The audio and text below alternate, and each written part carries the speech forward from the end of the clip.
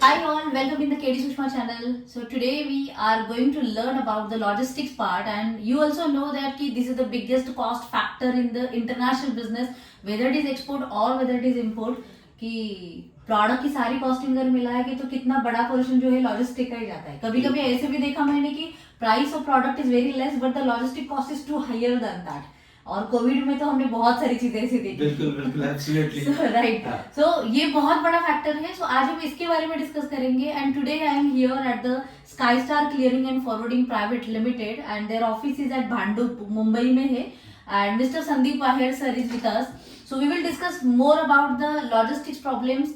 आप नए हो, एग्जिस्टिंग हो या ग्रोइंग हो, whatever it is, but you need to like take care some factors while booking the logistics, while doing the export import business actually. So welcome sir in the channel. And thank you ma'am.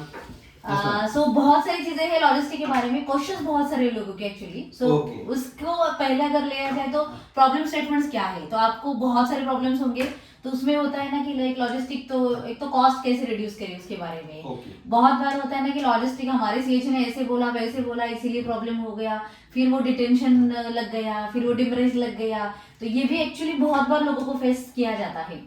कभी कभी उनको पता ही नहीं होता कि how we can avoid the demurrages, how we can avoid the detention charges. तो ये भी उनको पता नहीं होता. बहुत बार ऐसे होता है कि डेस्टिनेशन में कुछ तो चार्जेस लगते हैं और ये यहाँ पे सरप्राइज की मतलब ये हुआ कैसे, या फिर हम सच में बेयर करें या ना करें. इन द नेक्स्ट थिंग, अगर आप रिफर शिपमेंट कर रहे हो तो रिफर में और भी ज्यादा प्रॉब्लम्स है, टेम्परेचर के, स्टोरेज के. So you also know better actually better than me. So we can discuss the case studies also, whatever about your experiences. So yes, you can introduce yourself. Hello everybody, I am Sandeep Aher. I am from Sky Star Clearing and Forwarding Private Limited. I am as a director. Okay. Last 20 साल से मैं clearing का perishable और general commodities में clearance कर रहा हूँ from my college life. So bottom I work from bottom to end. सारी चेंज में हमने काम किया है. ग्राउंड लेवल से लेके कस्टम में क्या प्रॉब्लम होता है, डॉक्यूमेंटेशन में क्या प्रॉब्लम होता है, डॉक्स में क्या प्रॉब्लम होते हैं, हर एक चीज में हमने खुद में चेक किया, प्रैक्टिकली वर्क करके. इवन शिपिंग लाइन में क्या प्रॉब्लम्स है लॉजिस्टिक में, वो भी पूरा हमें पता है. और हम लोग टेंशन फ्री काम करना चाहते हैं, सबको टेंशन फ्री काम होना चाहिए ऐसा. Right. So you handle like all कौन-कौन से प्रोडक्ट्स लाइन में आपने काम किया है? जनरली बेसिक मेरा स्टार्ट पेरिशेबल से है. ओके. फ्रूट फेट वेजिटेबल. हाँ. उसके बाद जनरल कमोडिटीज में ग्रेन आ रहा है, आपका शुगर आ रहा है, मेज आ रहा है, ये बल्कि कमोडिटीज है. Okay. Right. At a time हम लोग 50-100 कंटेनर पर डे का भी भरते हैं सीजन में. So not commodities yes like that. Okay. Soya DOC ये सब कमोडिटीज हम रेगुलरली नावाशवा से हो रहा है, बाय रेल मूवमेंट भी हो रहा है. मगर अभी फिलहाल एक्सपोर्ट बैन है करके राइस नहीं चल रहा है. बहुत सारे लोग वेट कर रहे हैं कि कब हटेगा, क्योंकि 2-3 सालों से मतलब चलता है. So your expertise we can say like you are in the fresh foods vegetables में हो, कमोडिटी मार्केट, कमोडिटी प्रोडक्ट्स में भी आप मतलब काम कर रहे हो. Now we are working in bulky commodities. Bulk project works, break bulk projects, right? Okay. Machineries, second hand machineries. Okay. All So you are into that. Yes. Now we have Right. set all that also. So in the whole journey, like आपको क्या लगा कि जब भी कोई नया exporter होता है, मतलब उसको चला वे सोचा कि चलो मुझे एक्सपोर्ट करना है या फिर मुझे इंपोर्ट करना है, तो पहला पार्ट आता है किससे कांटेक्ट करें, तो लॉजिस्टिक. उसके बिना ये हो ही नहीं सकता. बहुत बार लोगों ने मुझे क्वेश्चन भी किया है, मतलब लोगों को भी बताऊंगी कि सर हम सीएचओ को बाईपास करके भी काम कर सकते हैं क्या? बिल्कुल कर सकते हैं. ऐसा प्रोविजन कस्टम में दिया हुआ है. अगर आपके पास कोई पढ़ा लिखा कस्टम ने अप्रूव किया हुआ बंदा है, तो आप सेल्फ में काम कर सकते हो. कोई नीड नहीं है कि सीएचए हर जगह पे चाहिए. हाँ, मतलब आप ऐसे सीएचए को भी बाईपास कर सकते हो, but provided you need to have something in place. तो उसके लिए एक स्पेशल कस्टम से परमिशन लेनी होती है कि सेल्फ क्लियरेंस कहा जाता है. बहुत से बड़ी कंपनियों में इन हाउस सेल्फ क्लियरेंस है. ओके. तो बट स्टिल मैं कहूंगी कि सी एक तो है ना कि बिजनेस अगर होता है तो वो मतलब चेन में होता है. हर कोई बंदे की अपनी अपनी जगह होती है. जैसे हम बोलते हैं ना कि सीए चाहिए ताकि बैलेंस शीट खुद भी मतलब कर सकते हो, तो भी लेकिन सीए की जरूरत है. सीए क्यों चाहिए मैडम मालूम है? कभी कभी क्या होता है कि अपना इन हाउस स्टाफ उतना रिस्पांस नहीं देता है. इन टाइम पे अगर कोई डिटेंशन लग रहा है, डैमेज लग रहा है, तो उनको पेमेंट आ रहा है तो ध्यान नहीं देते. आप सीएचए को लायबल पकड़ सकते हो कि भाई ये इन टाइम भी होना चाहिए. So you are responsible for that. Yes. अगर डिटेंशन डैमेज लग गया, अननेसेसरी लग गया, ओके तो आप स्टाफ से तो वसूल नहीं करोगे। राइट, वो तो है। मगर अगर सीएचए की गलती से आपको लग रहा है, पता चल रहा है, तो आप उससे So you क्लेम can तो कर claim सकते from हो। that. तो सीएचए चार्जेस नहीं लगे, इसके लिए प्रॉम्प्ट सर्विस देगा तो आपको डिलीवरी भी वो फास्ट तो है। देगा। और दूसरी बात है ना कि किसी का एक्सपर्टाइज अगर उसमें है तो कभी भी अच्छा कि उससे काम करवा के। ऑलवेज एक्सपर्टाइज वर्क करती है। राइट, कोई नया बंदा जाके काम करे और वही एक्सपोर्ट पर्सन जाके काम तो करे, उसमें डिफरेंस तो है। डिलीवरी टाइम में इम्पैक्ट आता है। राइट, एक्चुअली अगर आप एक्सपोर्ट की बात करें तो आपका क्लियरेंस शेड्यूल टाइमिंग कम हो जाता है। हाँ, वो तो है। हाँ। सो अभी हमने बहुत बार डिटेंशन डिमरेज की मतलब बातें की। So what is actually that, मतलब कम हम बोलेंगे कि अच्छा, डिटेंशन देखो क्या होता है। जब अगर हम एक्सपोर्ट की बात करें हम्म, तो डिटेंशन कब आ सकता है, क्यों आ सकता है, Okay. और उसमें फैक्टर क्या क्या हो सकते हैं। हाँ, डिटेंशन लगना चालू होता है ये फ्री डेज के बाद। अभी हम ठीक है। पहला बात करेंगे फ्री डेज का। ठीक है। जब हम बीएल इशू करते हैं बुकिंग के Okay. टाइम पे, हम्म, हमें पहले शिपिंग लाइन को बोलना होता है कि हमें इतने डेज फ्री चाहिए। अगर Okay. पेरिशेबल कार्गो काउंट करते हैं तो 10 डेज का फ्री डेज चाहिए मिलता है जनरली ऑल। Okay, okay. कोई लाइन 5 डेज भी देता है। ओके, अगर कोई लाइन 10 डेज दे रहा है, कोई 5 डेज दे रहा है, तो इसका मतलब दोनों के बीच में फ्रेट डिफरेंस भी आ सकता है। ओके, हाँ, फिर 5 दिन के बाद उनका पर डे का टैरिफ रहेगा $100 to $200 डेस्टिनेशन पे। ओके, ये प्राइस वेरिएशन में फैक्टर बायर को एप्लीकेबल होगा। दूसरा लाइन जो होगा 10 डेज देगा तो आपको 10 दिन तक डेस्टिनेशन में फ्री टाइम मिला, only shipping. Okay, port charge नहीं। पोर्ट चार्ज एक अलग बात है। पोर्ट चार्ज यानी जो लोकल अथॉरिटीज है 3 डेज फ्री मिलेगा और उसके बाद उसका चार्जेस प्लगिंग का चार्ज एप्लीकेबल होगा। ओके, हाँ, अभी कई जगह पे जब फ्रेट लिया जाता है तब भी कॉस्ट वेरिएशन दिखता है। ओके, कोई लाइन वाले क्या करते हैं 5 डेज का फ्री देते हैं और सामने $150-200 कम कर देते हैं। राइट, जब आप कॉस्ट देते हो शिपर को, कोई भी जब हम देते हैं तो कभी कभी ये क्वेश्चन आता है कि भाई हमारा आपका कॉस्ट $100 वो तो से हमेशा मतलब हमेशा होता है। हाँ, बिल्कुल, कंपैरेटिवली में देखा जाए तो आपका ज्यादा आ रहा है, इनका कम आ रहा है, तो फिर अभी- कम जो है उनके पास जाते हाँ, हैं तो लोग। उसमें क्या होता है, ये तो फ्रेट मार्जिन है, फ्री डेज का कैलकुलेशन है। Right. दूसरा है आपको डेस्टिनेशन चार्जेस। ओके, जब भी आप कार्गो बुक करते हैं ना, हाँ, तो डेस्टिनेशन चार्जेस ये फैक्टर हम लोग खुद चेक करते हैं ओके, ताकि जब कंटेनर वहां पे आपका डेस्टिनेशन में पहुंचा जाए तो बायर को, लेने वाले को तकलीफ नहीं होनी चाहिए कि ये रेट ज्यादा आ रहा है, Right, आपको right. कंप्लेंट नहीं करे। नहीं तो यहाँ पे आपको $100 आए ने 1000 कम- आपको कम कम हो कर गई, दिया हाँ। और ऐसा आपको पता चला कि डेस्टिनेशन में 20,000 का एक्स्ट्रा चार्ज हो गया। Right, right. ये सब मार्केट में फिलहाल running problems and actually I mean to say अगर आप नए हो इस फील्ड में और पहली बार सुन रहे हो तो मैं बस ये इतना बताऊंगी कि as per the experience also, जब भी मैंने दुबई में काम किया है, सो दुबई में जनरली कमीशन शिपमेंट चलते हैं। बिल्कुल। सो कमीशन में होता क्या है कि as a exporter you need to bear everything from Correct. Your factory to their Their factory. factory. So आपको ही बेयर करना है। तो ऐसे नहीं कि हमने यहाँ पे बचाए इसका मतलब वो उसके सर पे गए, तो ये आपके ही सर पे आपके सर पे आने वाले हैं। तो यहाँ पे बचाओ वहां पे बचाओ जो भी है, तो just think like A to Z point तक सारा चेक करके लो कि कहाँ पे क्या होने के चांसेस है। बिल्कुल। सो इसका मतलब ये हुआ कि एक तो चार्जेस में क्यों डिफरेंसेस आते हैं, so this is one of the reason for that. और दूसरी बात, जैसे हमने बोला कि आपने कहा कि 5 दिन का फ्री टाइम हुआ, हाँ। और अगर 5 दिन के फ्री टाइम में हमने क्लियर नहीं किया, हाँ। तो उसके बाद जो चालू होगा वो डिटेंशन। डिटेंशन चार्जेस चालू हो जाता है। Okay. बिल्कुल। सो तो और ये सब जो फ्री डेज है आपको ओरली कहीं पे नहीं लेना है, रिटर्न में ही बिल पे आना चाहिए फ्री डेज का। ओके, अगर कोई कंपनी नहीं देती है तो उसका हाँ। रिटर्न में मेल रहेगा आपको कि हमने इतना 10 डेज फ्री किया, 5 डेज किया, 7 डेज सो किया। व्हाटएवर दे हैव कमिटेड अस, बिल्कुल, तो वो बिल्कुल। मतलब सारा कम्युनिकेटेड होना चाहिए। कम्युनिकेटेड इन रिटर्न होना In चाहिए। return और होना उसके चाहिए। बाद अगर चार्जेस लगता है हम्म। तो एक्सपोर्टर लायबल नहीं है, जो ब्रोकर बुकिंग पर्सन है वो ये उसकी लायबिलिटी बनेगी कि ये चार्जेस वो पेड करे ओके, उतने दिन में। हाँ, right, right.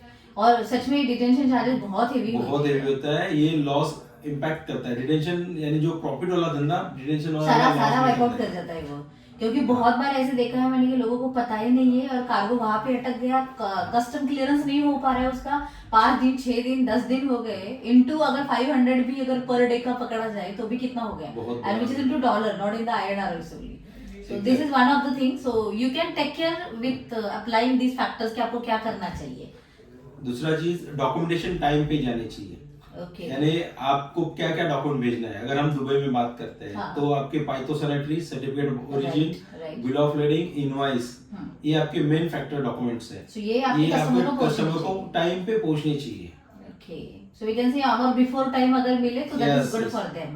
Good for So they can clear the cargo for that. Exactly. Okay, okay. Chilli में टेस्ट रिपोर्ट लगता है, हाँ. तो वो टेस्ट रिपोर्ट भी जाना जरूरी है जरूरी डेस्टिनेशन है. पे. Yes yes. अभी बहुत बार ये होता है ना लोगों को, जब भी अभी मैं ट्रेनिंग देती हूँ तो मैं एक्सपोर्ट के डॉक्यूमेंट सिखाती हूँ कि चलो आपको इनवॉइस पैकिंग लिस्ट लगेगा, फाइटो सर्टिफिकेट, ये वो सब लगेगा. सो मैं हमेशा वही भी कहती हूँ ना कि that can be done by you also. So ऐसे हेडेक लेने की जरूरत नहीं कि इतने सारे डॉक्यूमेंट्स है और मैं कहाँ पे ध्यान दूंगा. सो वो एक टेंशन का फैक्टर हमेशा लोगों को होता है, एक्सपोर्टर को मतलब मेनली, और जो स्टार्टअप होते हैं उनको बहुत होता है कि हम प्रोडक्ट को देखें या फिर डॉक्यूमेंटेशन की बात करें. सो ये भी मतलब आप करके देते हो. हमारी टैगलाइन ये है, आप वहां से ट्रक भरो, बायर तक हम पहुंचा देंगे. Okay, इसका that's मतलब good. ऑल इन पैकेजिंग सारी चीज हम इंक्लूड करके बायर तक माल पहुंच जाएगा सेफली. राइट. बस लेकिन फिर इसमें एक बात आई ना कि क्वालिटी माल भरो, that is important. Exactly, quality बहुत बड़ा मैटर करता है. Right. अभी लास्ट मंथ मैं गया था एक एक्सपोर्टर के साथ में, इनका क्वालिटी इशू आया था. Okay. एज वो भी फ्रेश पर्सन थे, हाँ. तो हम वो साथ में लेके गए कि कोई टेक्निकल डॉक्यूमेंट्री Actually, हाँ, किसी को तो इशू पता नहीं होना होना चाहिए. चाहिए. Okay, हाँ. या बायर क्या सब बोल रहा है उसको ट्रांसलेट करे, या कोई नया अपॉर्चुनिटी आ रहा है तो उसको क्रैप करने में कॉस्टिंग कोई तो देना है, मिले. कोई हेल्प आउट हो जाए, उसके लिए हमें लेके गया था. तभी वहां जाके हमें पता चला, जब भी सप्लायर ने पेमेंट लिया, Okay. उन्होंने ओनियन एक्सपोर्ट किया था. Okay. ओनियन एक्सपोर्ट में 55 प्लस का ऑर्डर था. Okay. तो जब भी माल वहां पे पहुंचा, बायर कंप्लेंट कर रहा था कि माल बिक नहीं रहा है. Okay. हाँ, अभी क्या हुआ, एक्सपोर्टर को लगा कि जो सामने वाला बंदा है कुछ 19-20 कर रहा है, तो भरोसा नहीं हो है. सकता है. हाँ. तो ठीक है, क्योंकि यहाँ पे क्या हुआ, यहाँ पे जो एक्सपोर्टर था उसका पर्सन गया था स्टेपिंग में. अभी स्टेपिंग में एक्सपोर्ट का पर्सन गया, ओके. Okay. वहां पे प्रैक्टिस क्या चल रहा है स्टेपिंग में, एक्चुअल प्रॉब्लम जो आ रहा है, जो पैकर लोग हैं, जो स्टेपिंग का पर्सन है, उसको ले जाके खाना पीना खिला के 2-4 हजार रुपया Okay. दे के मैनेज कर लेते. कोई भी बंदा होने दो, खाना पीना खाएगा, 5 स्टार में अच्छा जगह लेके जाएंगे, Right. कोई So उसको मतलब मैनेज कर लेते. हाँ. और उसको मैनेज करते, जब तक वो खाना खाने जा रहा है तब तक यहाँ पे मिलावट बना दी जाती है. तो उसमें मिक्सिंग हो गया हमारा. Okay. और जब भी वो माल उतारा गया तो मिक्स कार्गो देख के उसका प्राइस डाउन हो गया, तो हाँ. बायर बेच नहीं Okay, so रहा पहली था. चीज वहाँ पे ही मतलब. पहली चीज वहां पे गए, तो हम लोग वहां पे जाके देखा. हमने सामने कंटर के अंदर से जाके गोली निकाल दी. Okay. और हमने ये देखा कि 55 के बदले उसने 30-35 का साइज मिक्स किया हुआ. छोटा बड़ा ऐसे छोटा सारा बड़ा सारा मिक्स कर mixing दिया, था वो. पूरा मिक्स लोकल जैसा माल बना दिया था. Okay. माल खराब नहीं था, बट साइज बस साइज मैटर करता है कि Okay. और उसकी वजह से वो बिक नहीं रहा था. राइट. ये बहुत बड़ा है. अगर वही आप कैलकुलेशन में देखेंगे ना, आप यहाँ पे 1-1.5 रुपया कॉस्ट ज्यादा हो Cost, गया yes. 55 में, मगर आप वहाँ पे 10 पैसा 15 पैसा भी इंक्रीज हो गया तो 2 से 3 रुपए का आपको इंक्रीज मिलता है, ज्यादा प्रॉफिट मिलता है. और ये मतलब अभी ये भी है ना कि मतलब it is not about Dubai only. Dubai तो मैटर करेगा ही करेगा, but for others country and for the other products also quality एक क्रुशियल फैक्टर है एक्चुअली एक्सपोर्ट में स्पेशली, क्योंकि आपको बनाएगा भी क्वालिटी और आपको मतलब नीचे भी लेके आएगा क्वालिटी, वो बिगाड़ेगा भी क्वालिटी है. हाँ. सो हमेशा हम कॉस्ट कॉन्शियस होते हैं, अच्छी बातें होना चाहिए एक्चुअली, लेकिन क्वालिटी के ऊपर भी उतना ही ध्यान देना चाहिए. 2 रुपीज यहाँ पे ज्यादा भी गए in any case to maintain the quality, but that worth actually, जो आपको सस्टेन करके लेके जाएगा एक्चुअली. बट एक होता है ना कि लाइक इन द एग्रीकल्चर में स्पेशली मैंने देखा कि एक तो टेम्परेचर वेरिएशंस बहुत होते हैं. हाँ. सो उस केस में मतलब क्या. ओके, अच्छा सवाल क्वेश्चन किया. टेम्परेचर वेरिएशन क्यों आता है? देखो, जो माल अगर हम ओनियन देखते हैं तो ओनियन हम डायरेक्ट फील्ड से भर रहे हैं, राइट. तो उसका टेम्परेचर मेंटेन किया हुआ नहीं है. हाँ वो तो है, मतलब रूम टेम्परेचर से डायरेक्टली कंटेनर में डाला जा रहा है. हाँ, अभी ये नेचुरल प्रोडक्ट है तो उसका टेम्परेचर कितना, आज के डेट में उसका टेम्परेचर 30 डिग्री निकलेगा. अगर हम कार्गो का टेम्परेचर चेक करें ओनियन का, तो 30 डिग्री का माल कंटेनर में भरने के बाद उसको +1 या +2 आने के लिए ओनियन को लगता है. हाँ. उसमें कंटेनर व्हीकल के ऊपर वो टेम्परेचर मेंटेन हो ही नहीं पाएगा. यस. क्योंकि उतना उसका कैपेसिटी होने के लिए उसको कम से कम 2 दिन कंटिन्यू कूलिंग चालू रखना पड़ेगा. तो तब उसके जाके वो अंदर maintain पेट्रोल, पे आएगा. हाँ, गाड़ी डीजल जो गाड़ी है, Right, तो right. ट्रांसपोर्टर कोई भी वो तो वो होगा मेंटेन नहीं, करेगा नहीं. राइट. और नासिक से जो व्हीकल आती है ना, उसमें वो टेम्परेचर वेरिएशन आएगा, लोकल का भी आएगा, मगर कोई भी ट्रांसपोर्टर पकड़ लो ओनियन में कंटिन्यू टेम्परेचर रनिंग में चालू रखते हैं, मगर बंद गाड़ी में कोई गाड़ी जब गाड़ी बंद होती है तो रिपर का प्लगिंग ऑन नहीं रखते। ओके, सो मतलब ये वो जनरली बंद ही हो गया प्रॉब्लम ना बंद सर। ही हो गया, बंद ही हो गया। और ये बहुत बार देखा है मैंने हाँ। भी कि मतलब वो जनसेट तो- ऑफ करते हैं और जनसेट ऑफ करके रखते हैं, हाँ, क्योंकि उतना वो मेंटेन कर नहीं पाएंगे। ओके, रनिंग में हो जाता है मेंटेन, राइट, रनिंग में प्रॉब्लम नहीं है, उसको ज्यादा पावर नहीं लगेगा हाँ, running में। बट बंद गाड़ी में मतलब वो ज्यादा पावर। और जब भी पोर्टिन होता है कंटेनर, तो आपका कंटेनर पोर्टिन के टाइम पे टेम्परेचर गेट वाले जो है पोर्टिन के टाइम पे Okay. टेम्परेचर लिख के बेचेंगे। ओके, अगर आपको पता चला आपने बनाना प्री कूलिंग वाला माल है और कंटेनर एक्सपोर्ट किया है और पोर्टिन हो गया, बनाना में टेम्परेचर कोई लोग +12 रखते हैं, कोई +13 रखते हैं। प्लग और गेट इन के टाइम पे अगर आपका सेम टेम्परेचर मैच हुआ तो आपको चार्जेस नहीं आएंगे। ओके, ये ट्रांसपोर्टर एंड सीएचए की जिम्मेदारी है कि ओके, जो प्री कूलिंग कंटेनर है उसका टेम्परेचर प्रॉपर सेट होके जाए। 5% प्लस माइनस एक्सेप्टेबल है, Okay. पोर्ट उसमें चार्ज नहीं करता है। अगर उससे उससे ज्यादा अगर हो ज्यादा गया, जाता है हाँ, then they will charge. They will charge. तो इसका मतलब ये है कि आइदर कंटेनर अगर टेम्परेचर मेंटेन हो नहीं रहा है तो आइदर कंटेनर फॉल्टी है या ट्रांसपोर्टर ने उस प्लगिंग प्री कूलिंग चालू नहीं राइट, वो किया है। चालू नहीं किया है। सो ये बहुत जनसेट चालू करना हाँ, बहुत जरूरी बड़ा है। इंपॉर्टेंट फैक्टर है, क्योंकि जब भी आपको भी पता होगा कि लॉजिस्टिक का जब भी कोट आता है तो एक उसमें हेडिंग होता है temperature variations if charge. Any, और उसका एक चार्ज देते हो कि इफ इट इज एप्लीकेबल, जब Correct. लगेगा तब वो लगाया जाएगा। अभी बहुत सारे जो नए लोग होते हैं उनको ये नहीं पता होता कि ये किसका चार्ज है, और जब लगाया जाएगा तब भी नहीं पता चलता कि ये क्यों लगाया गया एक्चुअली। सो ये जरूरी है, तो आप अपने सीएचए और ट्रांसपोर्टर से मतलब ये क्लियर करके रखना चाहिए कि टेम्परेचर वेरिएशन अगर लगेगा तो पोर्टिन होने से पहले आपको पता चल जाएगा हाँ, कि कमोडिटी कौन सी है, उसमें लगेगा कितना तो मतलब कितना चाहिए। लगेगा नहीं लगेगा उसके बिल्कुल, लिए, राइट बिल्कुल। राइट। और दूसरी बात है कि लाइक मरीन इंश्योरेंस जो निकालते हैं, सो टेम्परेचर वेरिएशन के वजह से अगर कोई कमोडिटी डैमेज हो जाती है इन द एक तो एग्री में ये बहुत बड़ा प्रॉब्लम हो सकता है, क्योंकि अगर आपने मेंटेन ही नहीं किया तो कमोडिटी खराब होने वाली ही बिल्कुल। है। So we can claim to the shipping line for that. हाँ, वो हम लोग कर सकते हैं। अगर टेम्परेचर वेरिएशन के वजह से प्रॉब्लम डिटेक्ट हो रहा है, हाँ। यानी वो प्रॉब्लम आपको कैसे पता चलेगा? Okay. जब आपका बायर डिलीवरी लेने जाएगा हाँ, और कंटेनर का जो करंट टेम्परेचर है जो बीएल के ऊपर लिखा हुआ है ओके, वो मैच नहीं कर रहा है, तो सबसे पहली चीज है आपको डेस्टिनेशन पोर्ट जहां जिसने आपको डीओ दिया डिलीवरी ऑर्डर, वो शिपिंग लाइन को कंप्लेंट करना है कि ये कंटेनर का टेम्परेचर वेरिएशन आ रहा है। ओके। डिलीवरी लेना नहीं है विदाउट कंप्लेंट। आप एक बार डिलीवरी लेके निकल जाओगे तो फिर आप कुछ नहीं प्रॉब्लम करोगे। प्रॉब्लम हो जाएगा। आप कंप्लेंट करो और फिर अगर शिपिंग लाइन बोलती है तो डिलीवरी ले लो, तो कोई दिक्कत नहीं। आपका रिटर्न कंप्लेंट होना बहुत जरूरी है। ओके, अच्छा, दूसरा चीज, सबसे पहले कंप्लेंट होने के बाद सबसे पहला कंटेनर का रिपोर्ट लेना है। ओके, कंटेनर ठीक का है। रिपोर्ट लेने क्या है कि कंप्यूटर से आपको पूरा रिपोर्ट देगा कि आपका कंटेनर का टेम्परेचर कौन से समय पे कितना था और प्लगिंग इसको जो पावर सप्लाई ये प्रॉपर Okay. था या नहीं है। ओके, तो उससे आपको पता चल जाएगा कि यूनिट फॉल्टी है या जो स्टफिंग प्लेस था वहां पे कुछ इशू हुआ है, राइट राइट, क्वालिटी में इशू है। शिपिंग कंपनी की जिम्मेदारी, अगर कंटेनर फॉल्टी है तो हम शिपिंग कंपनी के ऊपर क्लेम कर सकते क्लेम कर सकते हैं, और वो क्लेम मिलता है हैं। मतलब। क्लेम मिलता भी है, बिल्कुल। उसके लिए आपको सीएचए प्रॉपर होना चाहिए, नहीं, वो तो follow है, proper क्योंकि उसके होना सपोर्ट चाहिए। किए बिना तो ये होगा नहीं। नहीं, लेकिन ये तो- दूसरी बात ये भी है ना कि क्लेम मिलता है, दैट्स ट्रू, बट क्लेम करोगे तब मिलेगा वो। क्लेम मिलता है बिल्कुल, और उसके लिए सीएचए स्ट्रांग होना चाहिए Right. जो शिपिंग लाइन को भी पकड़ वो के fight कर पाए फाइट इससे, कर। sir, yes. इतना आसानी से शिपिंग लाइन वाला कोई भी लॉस मानेंगे लेता नहीं। नहीं है। मतलब आपको उसको प्रूव करना है कि शिपिंग लाइन का कैसे फॉल्ट है, राइट राइट राइट, क्योंकि बुकिंग करने के लिए 10 लोग आके बढ़े, जब प्रॉब्लम होता है ना, तब कोई जब नहीं लॉस सोचता। का बात आता है तो सब लोग भाग जाते हैं। नहीं, वो तो फैक्ट है, मतलब लाइफ फैक्ट है वो सबके लिए एक्चुअली। सो बस ये है ना कि उसके लिए मरीन इंश्योरेंस निकालना भी उतना ही जरूरी है।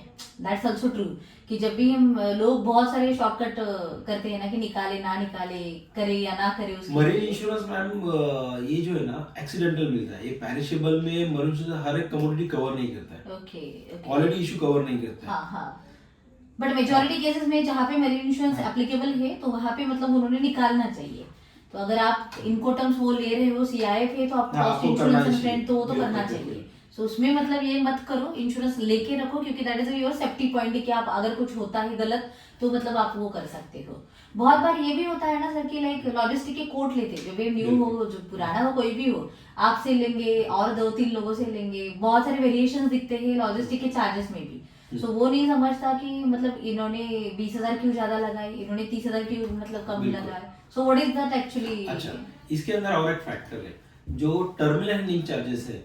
हाँ, दैट इज टर्मिनल एक्चुअली ये एक बड़ा फैक्टर है, इसके अंदर प्राइस वेरिएशन दिखेगा। देखो okay. Terminal handling NSCT, GTI, BMCT, JNPT, ये सब So, कोड हर में टर्मिनल डिफरेंस के है। डिफरेंसेस है। बिल्कुल, वेसल वाइज वो चेंज नहीं होते, वो फिक्स Okay. कॉस्ट है जो टर्मिनल के साथ शिपिंग लाइन ने तय किया हुआ है। राइट। अभी छोटा एनओसीसी है, छोटा कंपनी है, तो उसका टर्मिनल हैंडलिंग चार्जेस ज्यादा होता है, 36,000 तक भी जाता है। ओके। जो 26,000 टू 36,000 ये वेरिएशन In है, between 10,000 का मतलब हो कॉस्ट सकता है। यही बढ़ गया इन बिटवीन। राइट। तो वो पहले आपको फैक्टर में समझना है। दूसरा, पोर्ट इम्पैक्ट करता है। जेएनपीटी पोर्ट है तो उसको अलग चार्ज है। ओके। बीएमसीटी हायर साइट, एनएसएससीटी का सबसे हायर साइट कॉस्टिंग आ रहा है। ओके। उसके बाद सबसे कम जेएनपीटी साइट पे आ रहा है। ओके।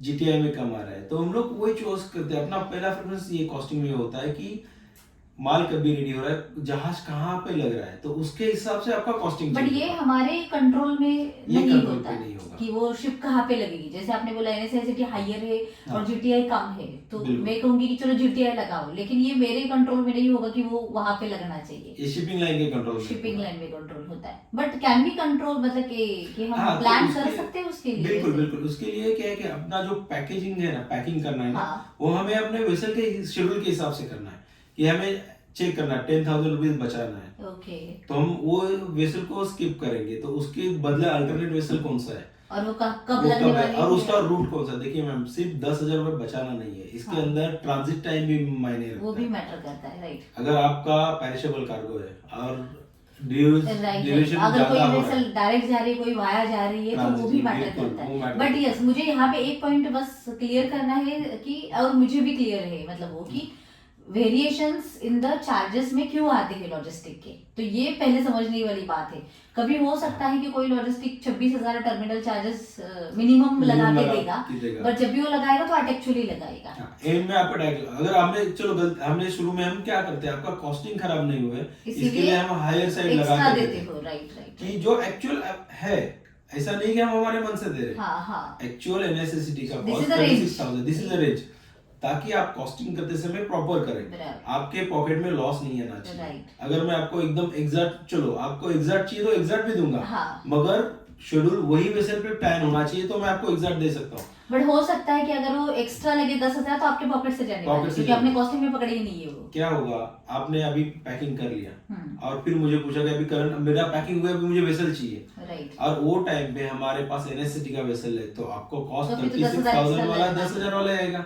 राइट। आप कॉस्टिंग एडवांस में एक हफ्ता पहले लेते हो, तो वो टाइम पे आपका माल कभी रेडी हो रहा है, वो एक्यूरेसी depend नहीं है। है, वो डिपेंड करता है। तो हमें फिर कॉस्ट क्या देना चाहिए, तो हम कॉस्ट वही हिसाब से देंगे कि आप हायर से कैलकुलेट करो, जो सामने कम होगा हम पास ऑन कर देंगे, और वो भी आप क्रॉस टैली कर सकते हो। राइट। अगर आपको क्रॉस टैली करना है कि आपका कंटेनर कहाँ से गया, कहाँ पे। हाँ। हाँ, तो उसके लिए क्या करना है, शिपिंग कंपनी का जो फॉर्म 13 आता है, जो 14 वाला, Okay. वो मंगा लो, उसके ऊपर लिखा हुआ नाम कि कि कौन से टर्मिनल टर्मिनल पे ऊपर 14 हो गया, तो आपको हाँ, एकदम मतलब वो भी आसानी clarity से है वो भी उसमें। क्लैरिटी मिल जाएगा। Avon okay. शिपिंग कंपनी वाला कौन से पोर्ट पे क्या चार्जेस है, उसका रिटर्न में है, तो शिपिंग कंपनी से एडवांस में मंगा लो भाई, कौन से पोर्ट के लिए आपका क्या चार्ज एप्लीकेबल है, आप जो लाइन से कंटेनर बुक कर रहे हो उसका रिटर्न उस टैरिफ line से मिला, मतलब हम इधर देख ऑनलाइन पे भी आप चेक कर सकते हो, उनका Right. ऑनलाइन टैरिफ भी मिलेगा। एक्चुअली सो इससे ये पॉइंट क्लियर होता है ना कि जब भी हम कॉस्टिंग लेते हैं, कोटेशन लेते हैं, तो consider these all the factors कि why they are charging you high. अगर आपको लगता है कंपैरेटिवली किसी का चार्ज हाई है, तो पहले वो हेड्स चेक करो कि किसमें वो ज्यादा लगा ज्यादा है लग गया, correct. और किसमें कितना लग सकता है। सो कंसिडर जब भी कॉस्ट दोगे तो हायर साइड पे पकड़ के दो, ताकि आपके लॉसेस ना हो।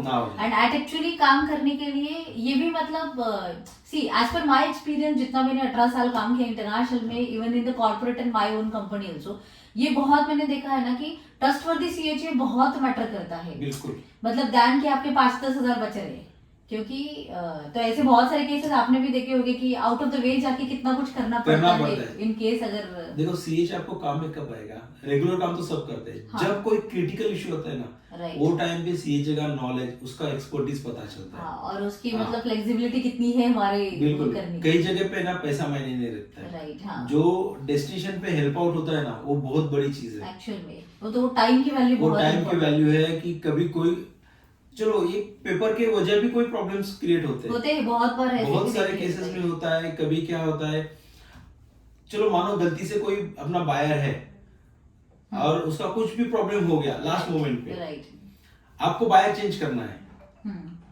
आपको बायर अभी चेंज हाँ, करना बराबर, है वो लास्ट तो है। मोमेंट पे। तो ये सब चीजों में अगर सीएचओ को एक्सपर्टीज है ना, तो वो आपको फटाफट काम करके देगा। राइट। उसमें बायर चेंज कर के समय पे आपको क्या करना है, डेस्टिनेशन का डाटा चेंज करना है, यहाँ पे बीएल चेंज करना है, इनवॉइस, सीओ, पाइथन, सब सारी चीजें चेंज सारी होती है चीजें चेंज होने वाली है उसमें। और ये इन टाइम होना चाहिए आपके हाथ तभी जाके में। वो मतलब आगे की तरफ हो सकता है। बिल्कुल बिल्कुल, ये सब चीजें Right, ये ध्यान, right. तो एक्सपर्टीज यहाँ पे काम आती है। सो एक्चुअली ये एग्जांपल इसलिए है कि बहुत बार एग्री में ऐसे होता है ना कि माल तो जाता है दुबई में, वहां पे कस्टमर मना करता है कि माल देना ही नहीं है। बहुत बार रेट्स इतने अप एंड डाउन होते हो कि फ्लक्चुएशन की वजह से वो आता ही नहीं कार्गो लेने के लिए। अभी अगर उसने डिनाई किया किसी भी वजह से, तो आपका गुड्स तो वहां पे ही पड़ा है, तो इस केस में आप क्या करोगे?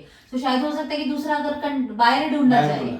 दूसरा और एक चीज ध्यान रखें मैम, एक्सपोर्ट जो हो रहा है, एक्सपोर्टर का लायबिलिटी पूरा माल अनलोडिंग होने तक बनता है। Okay. अगर कोई माल इंपोर्टर नहीं छुड़ाता है, हाँ, तो ये एक्सपोर्टर एक्सपोर्टर की रिस्पॉन्सिबिलिटी बनती है कि उसका पैसा, उसका खर्चा, जो भी अगर डैमेज हुआ माल तो उसको डिस्ट्रॉय करने का एक्सपेंस भी एक्सपोर्टर की लायबिलिटी बनती है। बहुत बार मैंने ऐसे भी मतलब कितने सारे फोन आते हैं ना, तो ऐसे भी किसी ने बोला मुझे कि माल वहां पे पड़ा है, इंपोर्टर आया ही नहीं ये करने के लिए, और ये भी भूल गया कि इंपोर्टर छुड़ा लेगा। 2 महीने ऐसे ही चले गए, अभी वो शिपिंग लाइन हमें मेल भेज रही है कि आप जो भी चार्जेस को ये करो। आपके ऊपर केस बन सकता है, क्योंकि आपने अगर बिल ऑफ लीडिंग देखा है, हाँ, तो उसके बैक साइड बहुत छोटे छोटे वर्ड है, इतना हाँ, पूरा तो पेज समझता भरा ही हुआ नहीं। है। हाँ, टर्म्स एंड कंडीशंस लिखे जाते उसके हैं। अंदर ये सब क्लॉजेस डाला हुआ है कि अगर आपका बायर माल नहीं छुड़ाएगा, ओके, तो ये आपकी जिम्मेदारी बनती है ओके, कि ये उसका क्लियरेंस कंप्लीट करके देना, वो माल छुड़ाना या रिटर्न मंगाना, ये पूरा कॉस्ट जो भी आएगा एज अ एक्सपोर्टर आपकी लायबिलिटी बनती है। ओके। सो मतलब ये बहुत इंपॉर्टेंट है कि ये समझना चाहिए, and that is why the role of CHA and forwarder is very much important. बिल्कुल बिल्कुल, यस। और रही बात अभी जैसे अभी एक्सपोर्ट कर रही हो किसी भी प्रोडक्ट में, तो हमारे पोर्ट पे कस्टम क्लियरेंस जो होता है, तो उसमें क्या क्या चेक किया जाता है जनरली? अभी ये टाइप ऑफ एक्सपोर्ट है, सेल्फ सीलिंग में है। अगर सेल्फ सीलिंग परमिशन है, हाँ, सेल्फ सीलिंग न्यू एक्सपोर्टर को इमीडिएट नहीं मिलेगी, ठीक है, ठीक है। तो अभी जो रेगुलर एक्सपोर्ट कर रहे हैं उनके लिए सेल्फ सीलिंग है। सेल्फ सीलिंग होने के बाद कंटेनर अगर भर के पोर्ट पे आ जाता है, तो वहां पे सिर्फ सील स्कैन किया जाता है। ओके। सील स्कैन होने के बाद कस्टमर वाले नॉर्मल प्रोसेस से डॉक्यूमेंट चेक करते हैं, पाइथो, सैनिटरी, एक सर्टिफिकेशन चेंज होगा, इनवॉइस, पैकिंग लिस्ट, बस। और आपने क्या बेनिफिट लिया वही चेक किया जाता है, बाकी कस्टम में अटकता नहीं है। 2-3 घंटे में क्लियरेंस होके कंटेनर निकल जाएगा। Okay.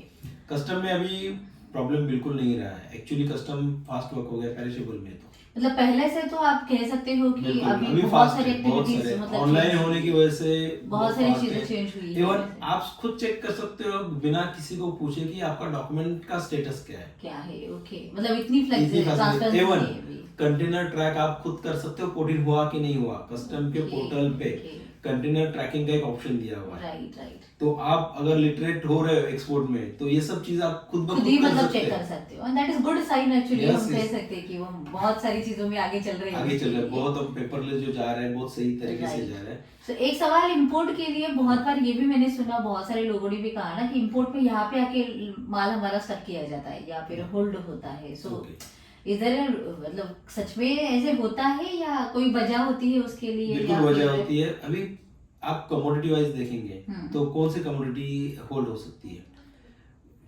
Fruit, fresh fruit, vegetable में उसमें कंट्री कौन सी लगती है? अगर आप दुबई से माल आ रहा है, हाँ, तो थोड़ा डॉक्यूमेंट्री प्रॉब्लम्स आ सकता है, क्योंकि वहां से जो माल आ रहा है थर्ड कंट्री से आया हुआ है। कंट्री ऑफ ओरिजिन आप क्या डिक्लेयर कर रहे हो, उसका हर एक कंट्री वाइज ड्यूटी स्ट्रक्चर अलग दिया जा रहा है, उसका कॉस्ट अलग है। यूएसए का माल का कॉस्ट अलग है, ये आपका ईरान वाला अलग है, समझा? तो ये सब मायने रखता है वैल्यूएशन पे। तो सर्टिफिकेट ओरिजिन का इश्यू होता है, ओरिजिन कार्गो कहाँ का है, उसका पाइथोसैनिटरी का इश्यू है। दूसरा कीवी में बहुत सारे प्रॉब्लम्स आ रहे हैं। और ये फिर कस्टम वो एंगल से देखते हैं, कस्टम देखते हैं कि इसका ड्यूटी सेव के लिए तो कोई गड़बड़ नहीं कर रहा है, तो उनका मेजर कंसर्न प्रॉपर। हाँ, तो आपका अगर डायरेक्टली माल आ रहा है तो आपको रुकेगा नहीं। थ्रू थर्ड कंट्री आएगा तो फिर डॉक्यूमेंट्री मतलब प्रॉब्लम्स चांसेस चांसेस तो आपका डॉक्यूमेंटेशन क्लियर होनी चाहिए, डॉक्यूमेंटेशन क्लियर है तो कस्टम कहीं तो पे कोई भी नहीं प्रॉब्लम नहीं रोकता है। आएगा। सो मतलब वो भी मतलब सिस्टम वैल्यूएशन मैटर करता है, अगर कभी कभी अंडर इनवॉइसिंग अगर कोई पार्टी कर रहा है, अगर कोशिश करेगा ओके तो करने के लिए कस्टम के पास खुद का डाटा है, तो उनको सिस्टम में पता चल जाता है कि ये प्रोडक्ट की वैल्यू कितनी हो सकती है, एवरेज कोई कंट्री से माल आ रहा है ओके तो कंट्री का पूरा डाटा उनके सिस्टम पे है।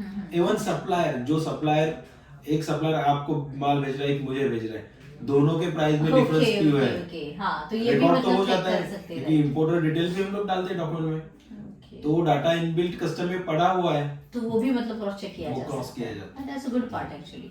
So as a like exporter and or as a importer, how I can save the logistic cost? आपको लॉजिस्टिक कॉस्ट में एक तो फ्रेट में देखना है। Okay. फ्रेट आप चेक करते समय चाहिए तो 2-3 लोगों से चेक करना Check करो, ठीक कि है। फ्रेट एक वेसल पे, सेम वेसल पे वही फ्रेट आ रहा है, वेसल वाइज $50-100 का डिफरेंस आ सकता है, ठीक है। शिपिंग लाइन वाइज वो डिफर कर देता है। Okay. दूसरा आपका लोकेशन ये मायने करता है, Okay. अगर कहाँ से आप कार्गो स्टॉप कहाँ से किया कार्गो जाए? स्टॉप किया, अगर आप मानो लोकेशन आपका नासिक है और नावाशा में क्लियरेंस करना चाहते हैं तो आपको कॉस्ट ज्यादा आएगा, राइट एक हैंडलिंग ट्रांसपोर्टेशन कॉस्ट यहाँ पे डिले चार्ज बनेगा। ओके वही अगर आप आईसीडी में लेके जाते हो कार्गो को तो वो आपका फास्ट ट्रैक होगा, क्योंकि आईसीडी वहाँ में पे दिन भर cost में भी आपका बचेगा। क्लियरेंस हो गया, नाइट में कंट्रोल पोर्ट में आ सकता है, ओके समझा हाँ तो आपको नाइट में पोर्ट आ गया तो मॉर्निंग में पोर्टिंग होगा। अगर वही व्हीकल आप नावाशा क्लियरेंस में रखते हो, दिन भर में काम कर लिया, गाड़ी फिर वो, वहां से हाँ, लगा, यहाँ नाइट में से, आ गया ओके। तो नाइट में तो ट्रक Clearance लोडिंग नहीं में होगा। क्लियरेंस नहीं होगा, बराबर। तो दूसरे दिन सुबह- कस्टम वाले सेकंड डे आएंगे तो पूरा दिन कस्टम क्लियरेंस में चला जाएगा, तो आपके इसमें दिन कितने गए, 2, दो गए राइट तो आपका चार्ज अल्टीमेटली चार्जेस बढ़ेगा। यहाँ पे पोर्ट हैंडलिंग होगा, राइट कंटेनर स्टैपिंग है, वहां से उसके बाद पोर्ट में जाना है, लेबर कॉस्ट है, ये सब कॉस्टिंग सो अगर हाँ काउंट करते हैं सो मतलब ये भी ध्यान में रखना पड़ेगा कि जहाँ पे आईसीडी एक्टिवली काम कर रहा है तो नियर वहाँ बाय से ट्रांसपोर्ट, हाँ हमें ट्रांसपोर्ट में कॉस्ट बचाना है। ओके। देखो Nashik ICD, Orion product Nashik का है, नासिक आईसीडी से करते हैं और ना मुंबई से करते हैं, तो 15 से 20 हजार रुपए का कॉस्ट से होता है एक कंटर के पीछे। सो गुड एक्चुअली तो आप कैलकुलेट करो, यानी आपका 50 पैसा होगा प्रॉफिट में से। हाँ ऑब्वियस 20,000 बचे तो भी 20,000 बहुत बड़ी भी बच- बात है हाँ। और एग्री जैसे कमोडिटी में अगर वो बचाना मतलब that's a good point handling matter है, आप मल्टीपल हैंडलिंग को अवॉइड करना है, ओके क्वालिटी कंट्रोल क्योंकि डैमेजेस के चांसेस हो सकते हैं हाँ, राइट तो ये बेनिफिट होगा इसमें। That's a good part. So logistic को सेव करने के लिए है मतलब कंपैरेटिवली कोटेशन तो निकालो ही निकालो,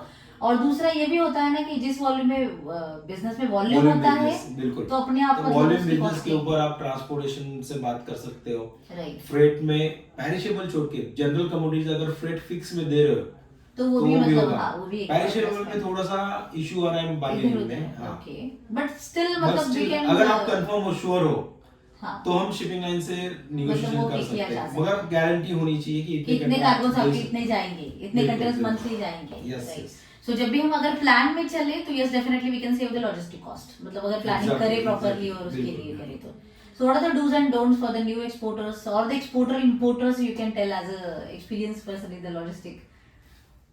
अभी उसमें बात की जाए तो बहुत सारे क्वेश्चंस है, बहुत सारे प्रॉब्लम्स भी है। एक तो पहला सीएचए, आप कमोडिटी वाइज सीएचए चेक करो, सीएचए इसकी एक्सपर्टीज होती है, हाँ राइट वो तो है हर एक कि पर्सन सीएचए हर एक काम commodity नहीं को नहीं प्रॉपर कर कर सकता, पाएगा। ठीक है। तो आपको अगर पेरिशेबल में ध्यान देना है तो सीएचए चूज करते समय पेरिशेबल वाला ही स्पेशली चेक करें। ओके इसमें क्यों, ये ऐसा क्यों, इसका रीजन है। देखिए पेरिशेबल के अंदर पाइथोसैनिटरी के आते हैं डिटेल्स, वो कंप्लीट करना होता है उसके और पाइथोसैनिटरी में कंडीशंस होती है, ओके कंट्री वाइज कंडीशंस भी होती है, अलग अलग कम्युनिटी वाइज क्लॉजेस अलग डालने क्लॉजेस अलग है, उसके अंदर कई जगह पे परमिट एप्लीकेबल है, कोई प्रोडक्ट का टेस्टिंग होता है। तो अगर सीएचए को नॉलेज है तो वो प्रॉपर कर पाएगा, नहीं तो अगर सिर्फ पेपर टू पेपर करना है तो कहीं उसने परमिट मिस कर दिया, माल डेस्टिनेशन में गया और वहां पे क्लियर नहीं हो पाएगा, तो इननेसेसरी आपको हेडेक एक्सपोर्टर का बनेगा। सीएचए तो बोल देगा आपने बताया नहीं, ऑब्वियस है हाँ, मतलब वो तो ऐसे ही हाथ वो ऊपर बताएगा करेगा। आपने कुछ बताया नहीं, वो तो हमने है। कर लिया, राइट अगर आप बता दे तो मैं करता था। दूसरा फैक्टर फ्यूमिगेशन फैक्टर, ये पेरिशेबल में फ्यूमिगेशन नहीं होता है, बट सम केसेस जहाँ पे एग्रीकल्चर में जब हाँ, तो मतलब उसमें पैलेट्स fumigation- वगैरह यूज किए होंगे तो राइट। पैलेट में वुडन हीट ट्रीटमेंट होती है, उसके बाद ग्रेन्स है, ओके ग्रेन्स के अंदर कोई कंट्री में मिथाइल ब्रोमाइड एक्सेप्ट नहीं होता है, बैंड होता है, कोई में okay, एल्यूमिनियम फास्फोरस बैंड होता है। हम्म। तो ये ध्यान देना, एज ए न्यू एक्सपोर्टर उनको पता जरूर नहीं है, है, yes. तो ये काम कौन करेगा? CHA should be no, CHA को ये पता होना चाहिए कि ये एक सब चीजें लगती कैसे है। है मतलब ये। दूसरा कंट्री वाइज अगर देखेंगे, रशिया है, वियतनाम है, इनके फ्यूमिगेशन के फैक्टर्स अलग है, अलग है। उसका फ्यूमिगेशन का कंप्लायंस अलग है। Okay. फाइटोसैनिटरी में ये सब चेक किया तो जाता हम है। वो सारे कंप्लायंसेस को फॉलो करना Exactly, जरूरी है। ये सब सीएचए कर पाएगा।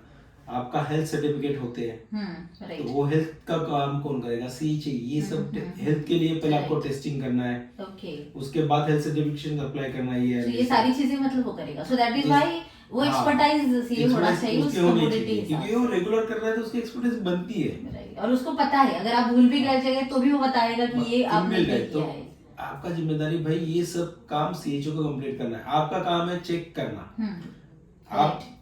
100% सीएचओ के ऊपर भरोसा नहीं करना है। हाँ, वो तो है। आप डॉक्यूमेंट मंगाओ, सारे सीएचओ जो cross भी check गया करो, हाँ। आप उसको अप्रूवल दो, आपके अप्रूवल के बाद ही सीएचओ उसको प्रोसेस करे फाइनल, Okay, okay. ताकि आपका काम हल्का हो। आपको क्या चेक करना है? पार्टी का नाम आपका बराबर डाला है, आपका डिटेल जो प्रोडक्ट के है, वेट है, ये प्रॉपर है या नहीं है, हाँ। आप डॉक्यूमेंट्री चेक कर लीजिए। Right.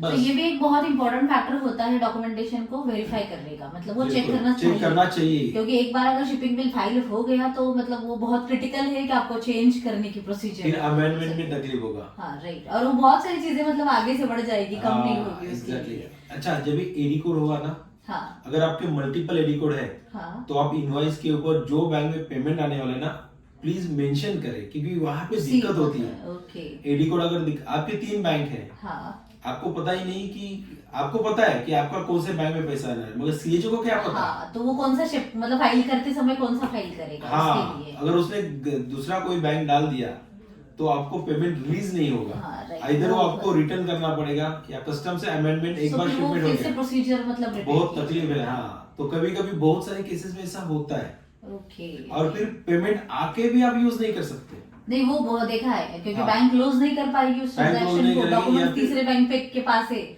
और पेमेंट किसी और के पास आया है। दूसरा ऑप्शन क्या है? तब तक बायर ने डिलीवरी ले ली, अगर बायर को पेमेंट रिटर्न भेजना है तो उसका क्या गारंटी कि बायर वापस पैसा देगा? हाँ वैसे तो बहुत दूसरे सारे बैंक में बहुत सारे complications problems है हैं, उसमें, हाँ। yes, yes. वो भी हो सकता है उसमें।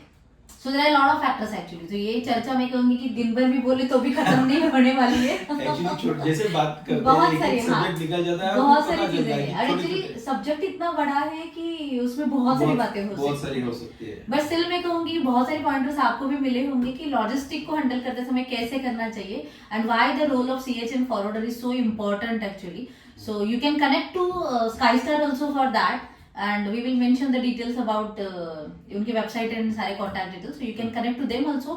बट आई होप कि बहुत सारे पॉइंट्स आपको भी क्लियर किए होंगे अभी कि लॉजिस्टिक में क्या क्या करना चाहिए। So thank you so much sir for your time and guidance actually, और ऐसे बहुत सारी तकलीफ हम और भी देते रहेंगे, बहुत सारी बातें करनी है, बट फिलहाल के लिए ठीक है, यहाँ से एटलीस्ट जर्नी तो चालू करो, बहुत सारे प्रॉब्लम जब आएंगे तब हम उसके ऊपर भी स्टडीज बनाएंगे। बिल्कुल। या so for that just thank you so much once again, and for you take action.